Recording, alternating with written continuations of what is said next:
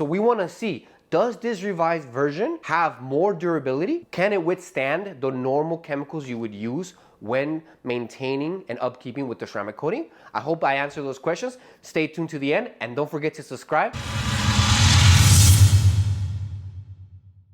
Greetings and welcome to my channel. This is Oscar with OQ Detailing, and in today's video we're going to do the 1-month update and durability test on Cerakote's professional ceramic coating, which we had applied to this Tesla Model 3, which is daily driven and it sits outside. It is not garage kept. So for this test, we're gonna use 3 things: an iron remover, we're gonna use a high pH soap, and an acidic soap. Now these 3 chemicals are supposed to help revive coatings or unclog coatings. So about every 3 months to 6 months, or depending on your conditions and circumstances, you would naturally use these 3 chemicals to unclog a coating or help bring the hydrophobic properties of a coating. If it's, if it has a lot of road salt or traffic film, or just according to your area, the different contaminants that get attached to the paint. Now I would normally use these chemicals about the 3rd month after applying a ceramic coating. However, I want to be able to help answer the question of, does Cerakote's second version, the revised version of their professional ceramic coating, does it come with good durability? Not longevity, durability.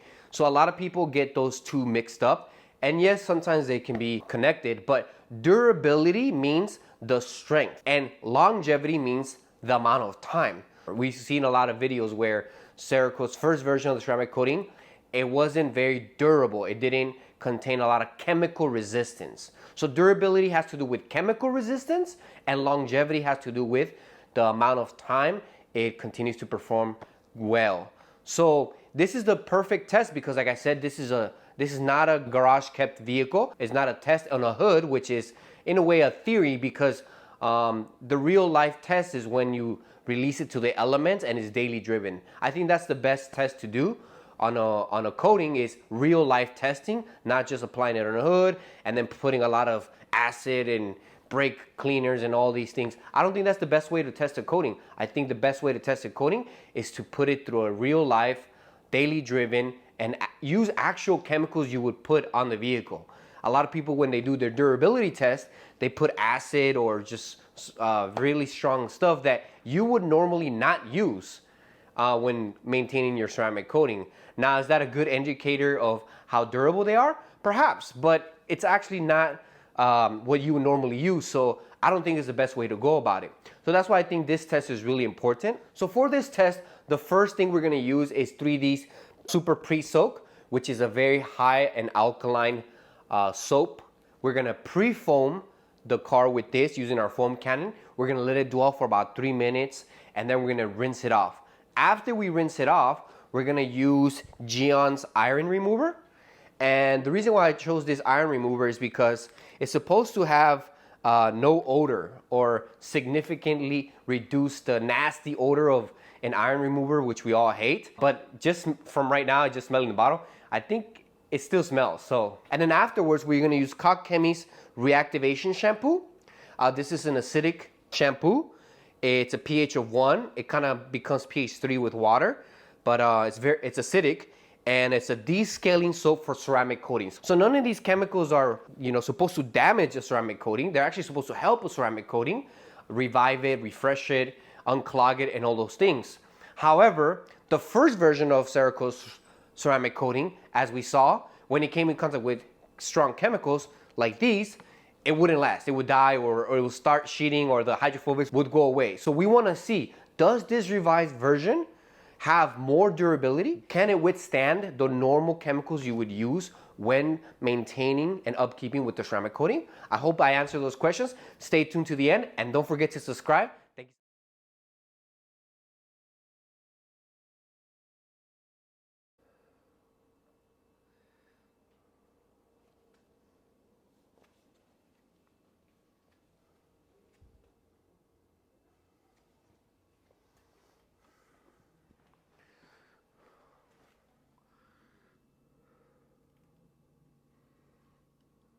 Okay, so now we let the foam dwell for about 3 minutes. We're gonna rinse it off and see how the coating reacts so far. Okay, so we're gonna start with the roof.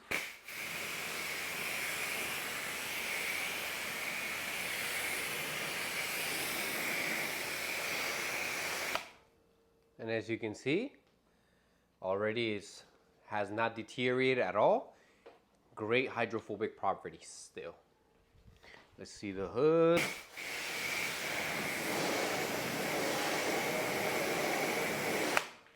Look at that. Still good, doing great. So we're gonna do the rest of the car.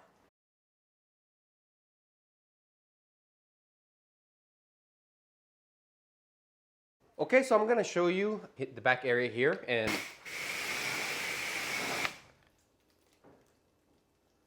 once again, there's no sign of any damage or hit to the ceramic coating after the high pH alkaline soap.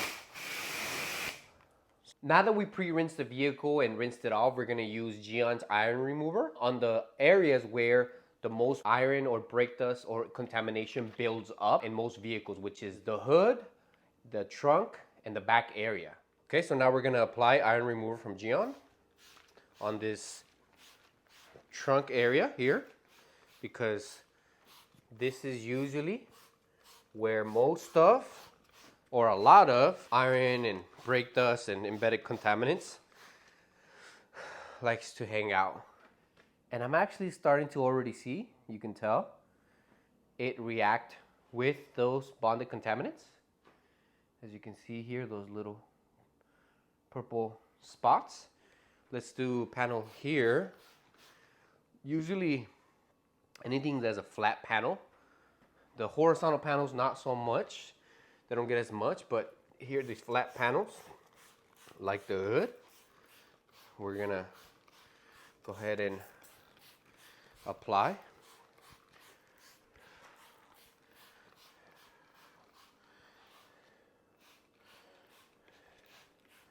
All over, liberally.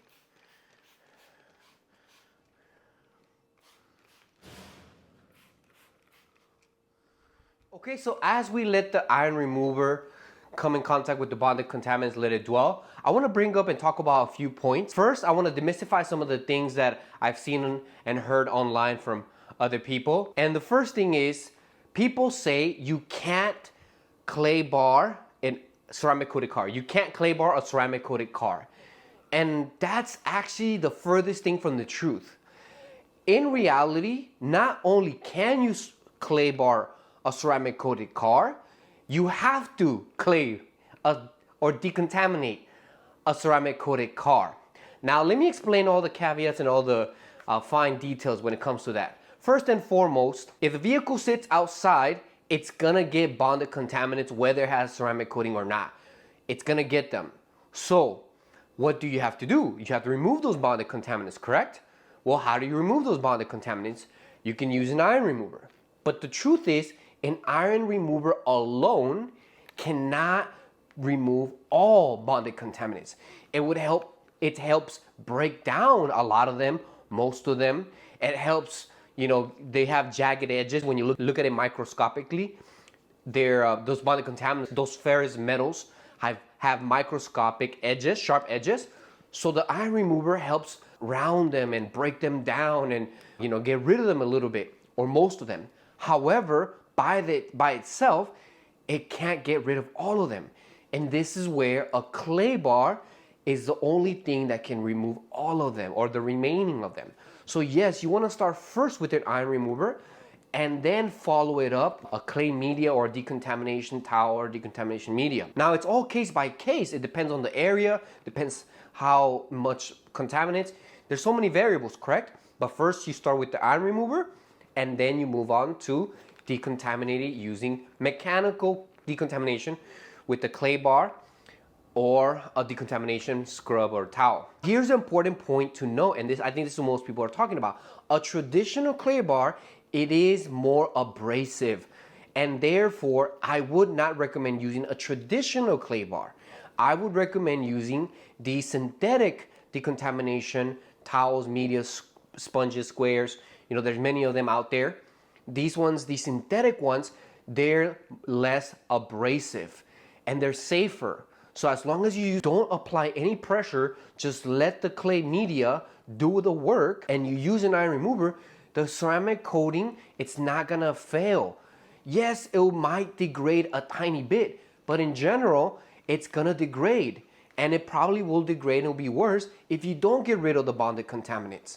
Now, another thing is we have to keep in mind, a lot of people focus too much on protecting the ceramic coating, but fail to remember what the purpose of the ceramic coating is. The purpose of adding a ceramic coating is to add a layer as a sacrificial barrier.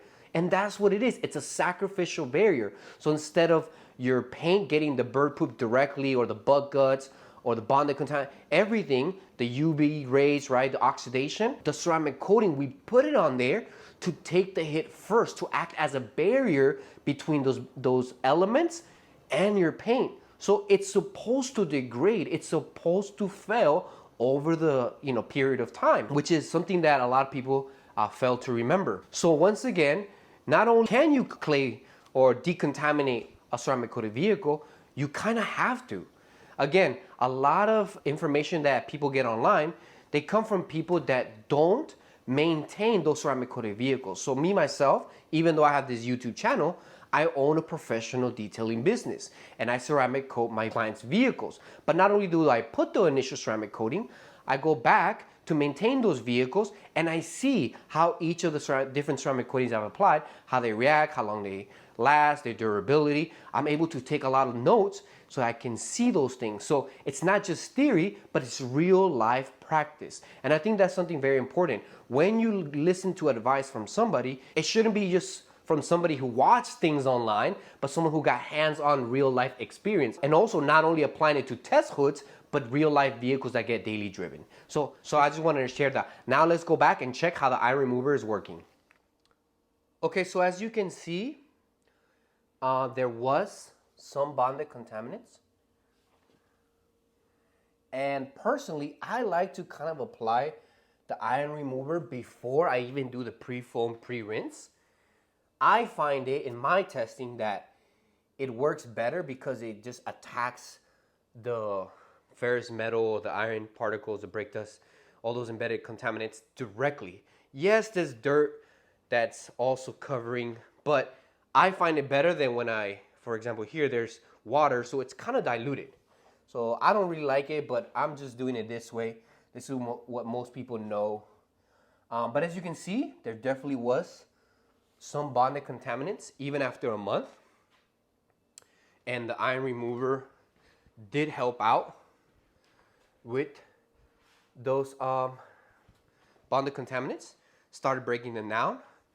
And also you can use the iron remover as a clay lubricant when you use your decontamination or clay, synthetic clay.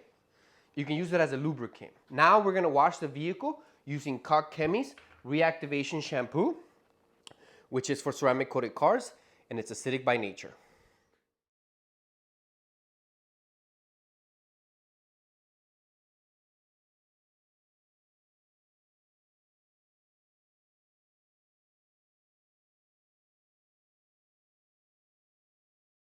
I want to show you how the ceramic coating reacts once you do your contact wash. And as you can see there, it starts rejecting even the soap. You see these spots here where it starts opening up like it's rejecting, and then it clears up. So it's still very strong. There's absolutely no sign. If anything, I feel like I helped the coating, which it should. That's what it's supposed to do. It's just that we weren't sure about the durability on this version 2. Okay, so we just finished our contact wash, and some key things that I want to point out. Gyeon's iron remover, it definitely still smells.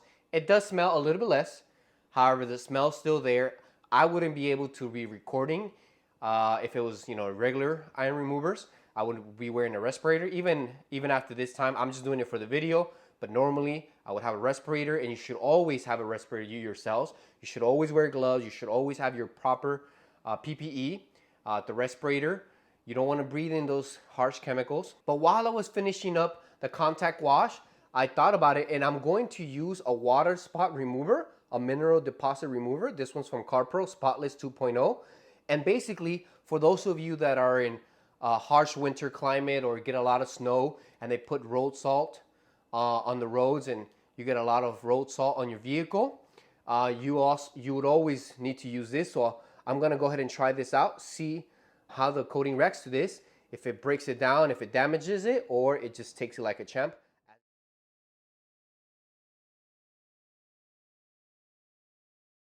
Okay, so now I want to take you after we rinsed off the vehicle and see the hydrophobic properties after the contact wash.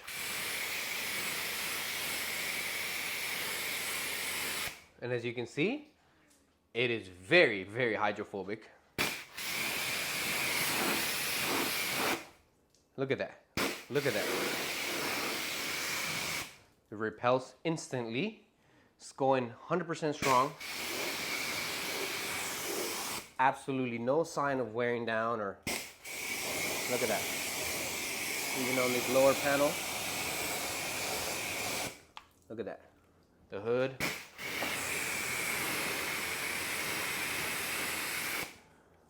As I mentioned, if you live in a winter climate, you get a lot of road salt.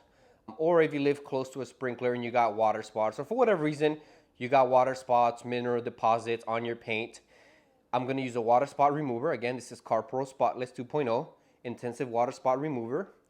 And I'm gonna use it on the lower rocker panels here, which is usually where the road film and all the road salt gets accumulated. So I'm just gonna go ahead and apply it and see how it reacts. Honestly, the Koch Chemie's reactivation shampoo, it would do a similar thing because they're both acidic. And if it had light water spots, Carpro descale, which is their shampoo, is different than this, or Koch Chemie's, which I used, both of those would unclog those mineral deposits and help out. But yeah, we're gonna go ahead and see. For more harder to remove or stubborn or mineral spots that have been left there for longer, or road salt, or all those things, we just want to try this out.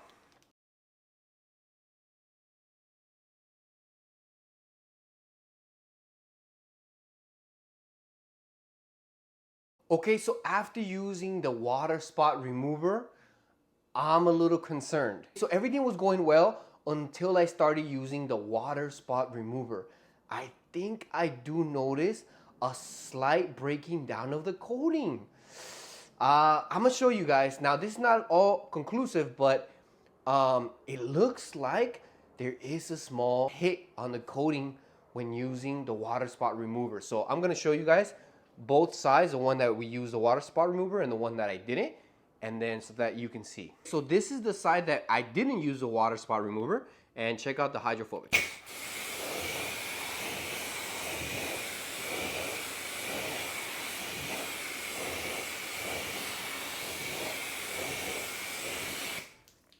Tight water beading, no sheeting. But on the other side, where we use a water spot remover, I'm a little concerned.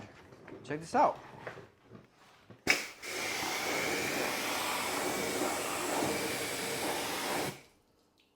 See that? Oh yeah, it's kind of obvious, I think, now.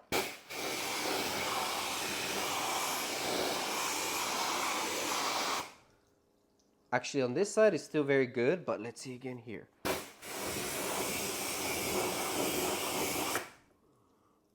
There is... It's quick sheeting. So it did take a hit, but not significantly where there's no hydrophobic properties anymore. It just changed. Look again. Yeah, there definitely is a small hit. Ah, that sucks. I'm kind of bummed out. Now, again, this is not all conclusive because it just went from all water beading to now water sheeting. So it still repels the water. Look at it right away. Not as fast, actually, a tiny bit slower on this.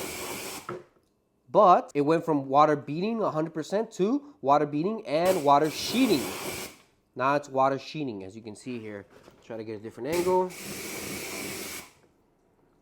On this side, not so much. Well, actually, you can see a little bit at the very, very bottom panel. But it's still repelling water really well. It's just changed from water beading to water sheeting. To be perfectly honest, I'm not so happy about that. I think that's one of the only downfalls I've seen so far from this coating. The iron remover, no problem. The acidic shampoo, no problem. But the water spot remover, it did take a small hit. It's still very hydrophobic. It's almost not noticeable if you didn't pay attention, but it's definitely there. It changed from beading to sheeting. Now again, the coating's still there and it's still gonna perform. It's just not the same. It took a small hit. It is natural in a way because any coating, no matter how good the coating is, when you use very strong chemicals, it is degrading the coating little by little, just a tad bit, a tiny bit. But it's not something I want to see after the first month. I'd let the chemical dwell for about 2 minutes. Maybe that was a little too much. It says 1 minute on the bottle. I just reread it. I let it dwell for about 2 minutes, 2.5. So maybe that was my fault. This is not a knock on the coating, but we'll have to see. This is why we do this update videos. So what are my final thoughts? What are my final conclusions?